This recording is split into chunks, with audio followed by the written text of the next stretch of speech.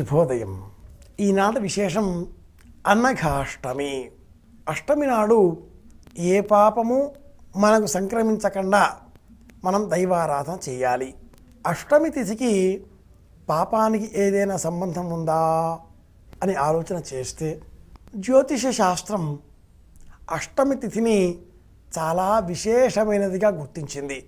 అష్టమి తిథికి ఈశ్వరుడు యాజమాన్యాన్ని కలిగి ఉన్నాడు. వన్నిత్వస్తు హిమాద్రిజ గణపతి సర్ప కుమారో రవి గౌరీశ. సప్తమికి సూర్యనారాయణమూర్తి యాజమాన్యం కలిగి ఉండగా అష్టమి తిథికి గౌరీశ గౌరీపతి ఈశ్వరుడు యాజమాన్యం కలిగి ఉంటాడు. ఈ అష్టమి జ్యోతిషంలో ఎలా గుర్తించారు అంటే చంద్రకాంతి కళలు, చంద్రకాంతి పుంజములు మనకు తెలిసి భౌతికంగా మనం గణన చేసే చాంద్రమాన విధానంలో పాడ్యమి నుంచి పౌర్ణిమ వరకు లెక్క పెడుతూ ఉంటాం.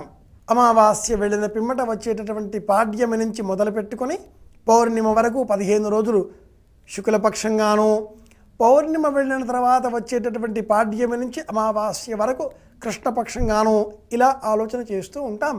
అయితే గణన చేసే విధానంలో అష్టమి ఈ 15 రోజులలో మళ్ళీ మధ్యలో వస్తుంది. సప్తమి 7 రోజులు, అష్టమి 1, నవమి నుంచి పౌర్ణిమ వరకు 7 రోజులు.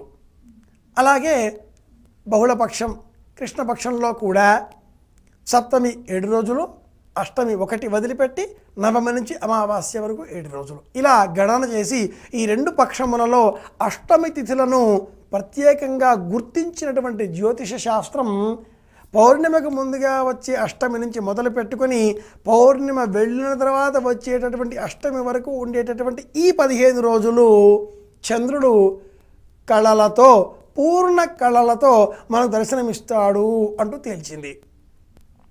అలాగే కృష్ణపక్షంలో అష్టమి తర్వాత నవమి నుంచి ప్రారంభమయ్యేటటువంటి చంద్రకాంతి తగ్గుదల అలా తగ్గి అమావాస్య నాటికి సంపూర్ణంగా కనిపించకుండా సినీవాలి కుహు అలా మారిపోయి ఆ పిమ్మట మళ్ళీ శుక్లపక్షంలో అష్టమి వరకు క్రమేణా పెరుగుతున్నప్పటికీ సంపూర్ణంగా పెరగక అష్టమితో ఆ పెరుగుదల ఒక స్థాయికి చేరి ఆ పిమ్మట నవమి నుంచి సంపూర్ణంగా మనకు కళలు అతి వేగంగా పెంచుకొని దర్శనమిస్తుంది. అందుకే ఎవరో ఒక సినీ కవి నవమి నాటి వెన్నెల నీవు, దశమి నాటి జావిలి నేను, కలుసుకున్న ప్రతి రేయి అదేదో కార్తీక పుణ్యమి రేయి అంటూ ఒక సినిమా కవి సినిమా సంగీతంలో ఒక ధ్వనిగా కూడా ఇదే శ్లోక తాత్పర్యాన్ని భాషింపజేశాడు. ఈ అష్టమి రెండింటినీ కూడా కూడుకొని అష్టమ్యోరుభయోశ్చ మధ్యమగతే చంద్రోష్టరిఫారిగా అంటూ చంద్రులకు రిఫ అనబడే కాంతిహీనతతో కూడుకున్నటువంటి దోషాన్ని 21 దోషాలలో ఒకటిగా జ్యోతిష శాస్త్రం సూచిస్తుంది. ఇంతటి విశేష ప్రాధాన్యతతో కూడుకున్నటువంటి అష్టమి రోజున ఈశ్వరుణ్ణి కానీ శ్రీమన్నారాయణమూర్తిని కానీ దైవధ్యానం చేయాలి అంటుంది ధర్మం.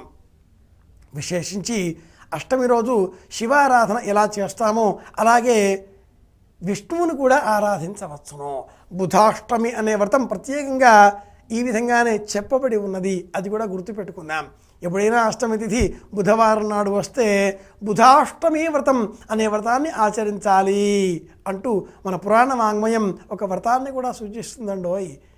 అలాగే ఈరోజు అష్టమి తిథి విశేషించి ఆంజనేయ స్వామి వారికి ప్రీతికరంగా మనం ఈ మంగళవారం నాడు ఆంజనేయ స్వామి వారిని స్తోత్రం చేద్దాం. ఆంజనేయ స్వామి వారి స్వరూపం మనం ధ్యానం చేస్తే హరిహరాత్మకమైనటువంటి స్వరూపంగా మనం భాషించుకోవచ్చు.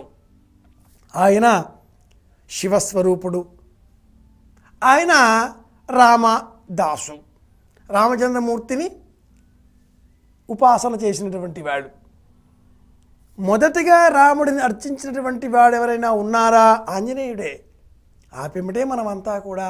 కనుక ఆయన ముందుగా రామదాసు అవుతున్నాడు. ఈ రాముడెవరు? విష్ణు స్వరూపమే, అవతార స్వరూపమే. కనుక ఇలా అష్టమి తిథి నాడు రామ సంబంధితంగా అంటే విష్ణు సంబంధితంగా, శివ సంబంధితంగా ఆంజనేయ స్వామి వారిని జమిలిగా కలిపి ఆంజనేయ స్వామి వారిని స్తోత్రం చేస్తే ప్రత్యక్ష స్వరూపంగా ఆంజనేయుడు శివారాధన తత్పరులందరికీ కూడా శివస్వరూపం. అందుకే గమనించండి, ఏమండోయ్, ఆంజనేయ స్వామి వారి విగ్రహం అర్చామూర్తి రామాలయాలలో అంటే విష్ణువాలయాల్లో ఉంటుంది, శివాలయాలలో కూడా ఉంటుంది. ఆయన ఉభయతారకమైనటువంటి దైవము. అష్టమి తిథి రోజు మనం మంగళవారం కూడా కలిసి వచ్చింది కనుక ఈరోజు మనం ఆంజనేయ స్వామి వారిని స్తోత్రం చేద్దాం. యత్ర యత్ర రఘునాథ కీర్తనం తత్ర తత్ర కృతమస్తకాంజలిం బాష్పవారి పరిపూర్ణలోచనం మారుతిం నమత రాక్షసాంతకం. అటువంటి స్వామిని మనోజవం మారుతతుల్య వేగం జితేంద్రియం బుద్ధిమతాం వరిష్టం వాతాత్మయం వానరయూధముఖ్యం శ్రీరామదూతం శిరసా నమామి. శ్రీరామదూతం శిరసా నమామి. ఇది మహామంత్రం. ఆంజనేయ స్వామి వారిని స్తోత్రం చేస్తే ఆ స్వామి మనలో భయం తొలగింపజేస్తాడు.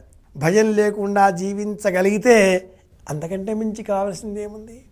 ఉదయం లేస్తే మనకు భయం, ఆఫీస్కి వెళ్ళాలి పని భయం, ఆఫీసర్ ఏమంటాడో జంకు భయం, భోజనం చేయాలి రుచిగా ఉందో లేదో భయం, ఎక్కువగా భోజనం చేస్తే నిద్ర వస్తుందేమో భయం, తక్కువగా తింటే మళ్ళీ ఆకలి వేస్తుందేమో భయం, పొద్దున లేస్తే భయం, బస్సు దొరుకుతుందో లేదో అనే భయం నుంచి మొదలు పెట్టుకుంటే పడుకున్న తర్వాత మళ్ళీ తెల్లారుతుందేమో అనే భయం, ఇలా నిరంతరం భయంతో కొట్టుకుపోయేటటువంటి ఈ మనస్సుకు అభయప్రదాత ఆంజనేయ స్వామి. కనుక ఈరోజు మనం ఆంజనేయ స్వామి వారిని స్తోత్రం చేద్దాం.